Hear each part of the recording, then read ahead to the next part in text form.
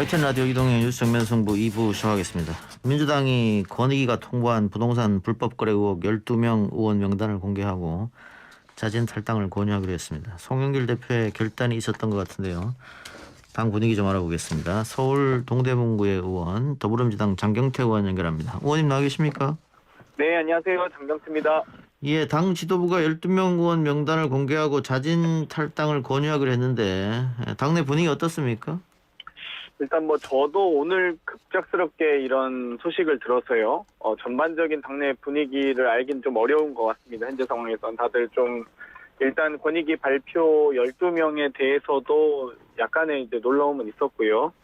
또 이 부분에 대해서 당 지도부가 좀 즉각적인 조치를 한 부분에 대해서도 약간의 여러 가지 이 논의가 있는 것 같습니다. 다만 권익위 조사가 어떤 수사기관이나 어떤 법적인 효력이 있거나 그러진 않기 때문에 저희가 이 여러 가지 LH 사태나 과정에서 스스로 저희가 어떤 도덕성을 검증받는 차원에서 조사 요청을 했었고요. 그 과정에서 여야가 공의 조사를 받자고 했는데 일단 더불어민주당만 조사 의뢰를 하고 국민의힘에서는 거부한 상황입니다. 그렇기 때문에 저희는 좀 더 이런 상황에 대해서 좀 더 면밀히 좀 검토를 할 필요는 있는 것 같습니다. 방금 말씀하신 것처럼 여야가 공의 조사를 받자 그랬는데 국민의힘은 거부했고 결국은 민주당만 권익위에 조사 의뢰해서 이렇게 12명이 문제가 있는 것처럼 나왔고 아마 언론에서는 계속 이걸 가지고 기사화할 텐데 그럼 민주당으로서는 굉장히 손해 아닙니까? 어찌되고 국민의 눈높이에 더 다가가는 정당이 되기 위해서 노력한다는 점에서는 저는 의미 있다고 봅니다. 다만 이 국민의힘이 마치 이제 국민들께서 언론을 접하실 때 전체 국회의원들을 조사했는데 마치 더불어민주당만 나온 것처럼 오해하실 수도 있는 부분인 것 같아서요. 예. 여야가 공의 또 국민의힘은 지금 너무 이 소위 국민의힘 소속 국회의원님들의 재산 과정이 어찌되건 좀 저희도 궁금하기도 하고 좀 베일에 쌓이는 부분이 있는 것 같습니다. 그렇기 때문에 보다 더 국민께 낮은 자세로 다가가는 마음으로 국민의힘도 스스로 권익위에 부동산 전수조사 의뢰를 하시길 권하고 싶습니다. 국민의힘에 대해서 여당이 또 압박을 할 텐데 지금 국민의힘은 권익위 조사는 받지 않겠다고 얘기했고 감사원 조사를 얘기했는데 감사원에서는 국회의원들을 감사할 법적 근거가 없다 이랬단 말이죠. 그래서 국민의힘 자체 조사 이 얘기 나오는데 자체 조사는 또 신뢰성이 좀 떨어질 테고 그러면은 여당도 야당의 압박 수위를 높일 거를 좀 생각해 봐야 될 것 같은데요. 일단 그 감사원 조사 의뢰를 하는 것 자체가 어불성설이고요. 그러니까 예. 감사원법에 국회 공무원은 감사를 받지 않습니다. 예. 오히려 국회가 정부를 감사하고요. 오히려 국회의원들은 오히려 만약 범죄 혐의가 있거나 의혹이 있다면 수사기관을 통해서 수사를 받아야겠죠. 예. 이번에 통과된 공수처 같은 경우가 그런 고위공직자 범죄에 대한 수사처가 그런 역할을 한다고 봅니다. 오히려 감사원이 제대로 이 행정부의 이 정부기관들을 감사를 받고 있는지 감사를 받아야 된다고 생각하기 때문에 이 부분은 좀 다른 부분인 것 같고요. 국민의힘의 논리 자체가 성립할 수 없는 논리입니다. 그러면은 여야가 합의해서 수사기관에 다시 의뢰하는 그런 방법도 있지 않을까요? 그런 부분도 있을 것 같습니다. 아마 국민들께서 많은 지금 현재 이런 사안에 대해서 관심이 높고요. 또 여야가 만약 합의한다면 또 국민의힘이 그 합의에 대해서 거절할 어떤 명분이 부족하다면 충분히 합의해서 전수조사할 수 있다고 봅니다. 예. 근데 지금 그 대상이 된 12명 의원 같은 경우에 이거 자신들한테 소명 기회도 주지 않고 이렇게 당이 일방적으로 결정한 것에 대해서 조금 섭섭한 마음도 없지 않아 있을 것 같아요. 당장 우상호 의원도 그렇고 윤미향 의원도 그렇고 문제가 없다고 얘기하고 있으니까요. 맞습니다. 아무래도 당에서 어찌됐건 이 탈당 권유나 제명 같은 경우는 이 검찰 어떤 수사기관에 의해서 기소됐을 때 할 수 있는 것이거든요. 근데 권익위에서는 이런 이 조사해 봤더니 이런 정도의 의혹이 있다라고 발표를 했는데 거기에 대해서 유죄 판결이 났다거나 어떤 수사기관에 의해서 이 범죄 혐의가 일정하게 입증이 돼서 기소를 했다거나 이런 부분이 아니기 때문에 아무래도 당사자들께서는 좀 사실 이 소명의 기회라도 보장받는 게 좀 더 바람직하지 않았나 이런 생각 듭니다. 예, 알겠습니다. 자, 부동산 이야기 나왔으니까 종부세 관련해서 아직 결론을 못 내고 있는데 어떻게 될 것 같습니까? 지금 종부세 여러 가지 의견들이 있는데요. 건설임대, 매입임대, 임대사업자에 대한 혜택들을 어떻게 폐지할 것이냐에 대한 고민이 있는데 아직까지 뭐 확정적으로 저희가 말씀드리긴 어려운 것 같습니다만 어찌되었건 국민들께서 원하셨던 대로 여러 가지 뭐 이 재산세에 대한 부분이라든지 혹은 공급에 대한 부분이라든지 이런 부분들을 논의를 정리하고 있는 과정이라서 아직은 뭐 좀 뭐 정확한 답변을 드리기는 시기상조인 것 같고요. 다만 이제 이 상위 2%에 대해서 좀 더 이 사회적 책임을 강화하는 쪽으로의 논의는 있습니다만 뭐 이 부분도 좀 더 논의는 이루어질 것 예. 같습니다. 시간을 두고 좀 지켜보고요. 손실보상법 제정에 소급 적용 문구를 삭제했다 여당이. 그래서 야당은 물론 소상공인 단체들도 반발하고 있는데 뭐 후퇴했다 이런 표현도 있고 이것 좀 설명이 필요할 것 같아요. 소급 적용 문구 삭제했다고 소급 적용을 안 하는 건 아닐 텐데. 그렇습니다. 이제 법에 이 소급 적용을 명시하지 않았을 뿐이지 소위 이 손실 지원에 대한 부분은 폭넓고 두텁게 하는데요. 또 이 해당 업종을 또 좀 한정해야 또 신속하게 지원이 가능할 것 같습니다. 그런데 이 행정명령 피해를 받은 24개 업종에 더해서 피해 업종 범위를 10개 분야의 경영위기 업종으로 넓힌 점이 좀 더 주목할 부분이고요. 이 정부가 지난 25일에 손실보상법 청문회에 제출한 손실추정 분석 자료에 따르면 손실 추정 액수는 현재 소상공인에 한해서 3조 3천억 정도 됩니다. 그런데 저희가 어찌되었건 이 손실보상 지원금, 재난지원금이 나간 게 6조 1천억 정도 되거든요. 그래서 예. 이 3조 3천억에 비해서 6조 1천억에 달하는 돈을 저희가 어찌되건 지원하고자 노력하고 있다. 이렇게 알아주시면 좋을 것 같습니다. 예. 알겠습니다. 그것도 역시 그 소급 적용 뭐 문구를 삭제했다고 해서 소급 적용 안 한 건 아니니까 이거 좀 지켜보고 민주당 입장은 그러면 이 손실보상법과 전국민 재난지원금을 같이 하자 이런 입장이죠.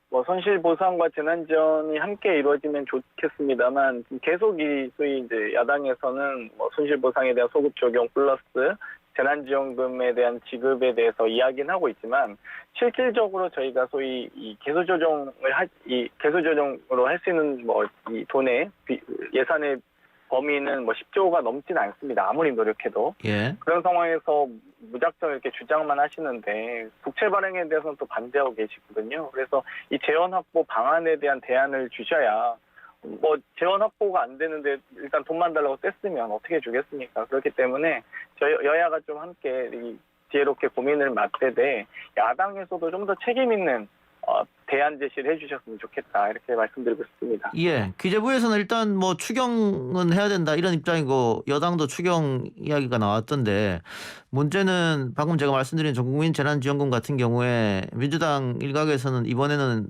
보편으로 줘야 된다. 그러나 기재부는 여전히 보편 지급에 반대하고 있단 말이죠. 이 부분도 논쟁이 필요할 것 같습니다.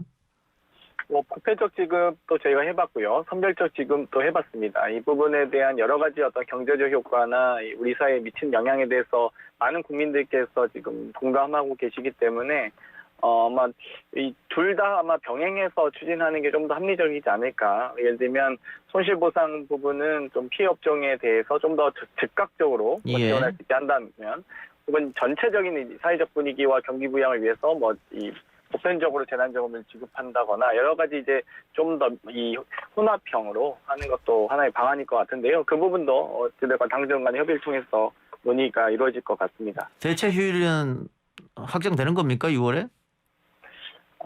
최대한 빨리 지금 저희가 신속하게 논의를 하고 있는 상황이고요. 이 부분에 대해서는 뭐 크게 지연되진 않을 것 같습니다. 예. 제가 대체휴일 여쭤본 게 대체휴일을 확정하자. 이거는 결국은 소비 진작 효과를 좀 누리자 이런 뜻인데 그렇게 하려고 그러면 전국민 재난지원금 같이 가야 되지 않느냐. 그런 주장이 있어서 제가 한번 여쭤봤어요. 네, 맞습니다. 예. 알겠습니다. 자, 그리고 최근에 초선 의원들 사이에서 대선 경선을 연기하자 이런 주장이 있다고 하던데 들으셨습니까? 뭐 일부 있는 것으로 알고 있습니다. 예.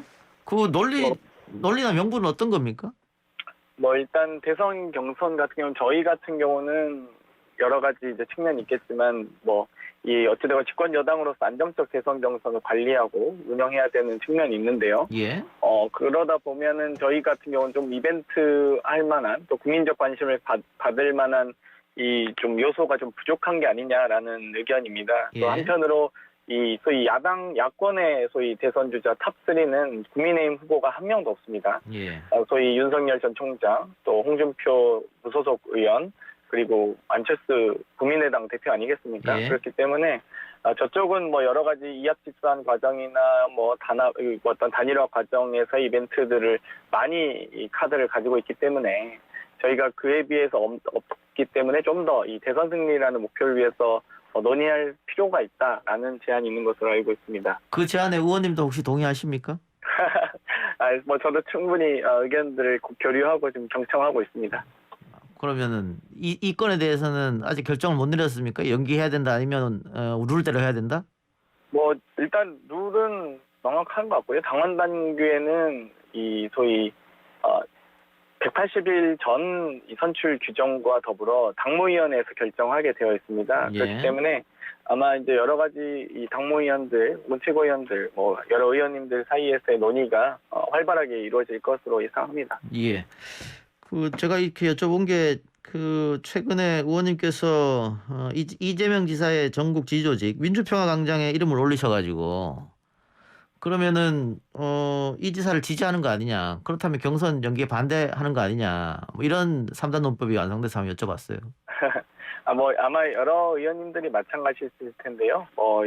평화광장이라든지 광화문 포럼이라든지 다른 어떤 여러 포럼들에 소속이 되어 계신데 복수로 대부분 소속이 되어 계신데요. 아마 모든 분들이 어찌되었건 이 더불어민주당이 원팀으로 대선 승리를 위해서 나아가야 된다는 목표에는 다들 공감하고 계시라 봅니다.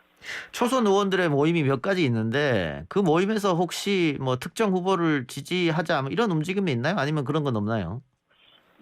의원 모임에서는 개별적으로 하는 건 없는 것 같고요.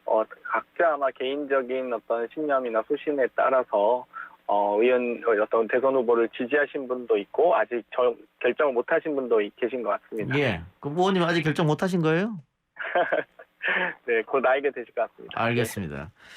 자, 윤석열 전 검찰총장이 사실상 대권 행보를 보이고는 있습니다만 이게 계속 측근을 통한 전원 정치를 하고 있기 때문에 이제 피로감이 느껴진다. 이렇게 이야기하는 분들이 많이 계십니다. 의원님께서 어떻게 보고 계시는지요?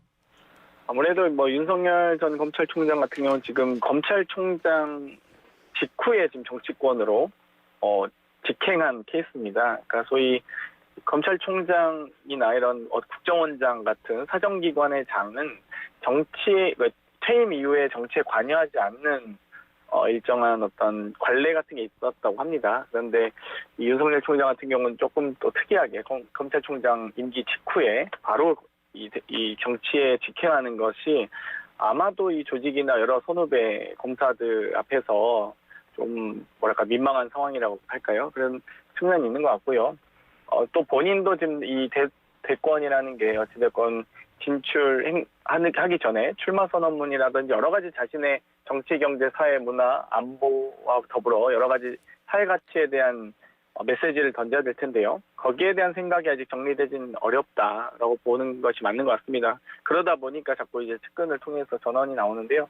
하지만 이 국민의힘 전당대회가 조금 또 이 분위기가 어찌되면 본인이 느끼기엔 심상치 않다고 느꼈던지 뭔가 좀 전원을 통해서 계속적으로 이런 메시지를 좀 내고 싶어 하는구나라는 생각도 많이 듭니다. 예, 알겠습니다. 의원님 오늘 말씀 여기까지 듣겠습니다. 오늘 인터뷰 감사합니다. 네, 감사합니다. 지금까지 더불어민주당 장경태 의원이었습니다.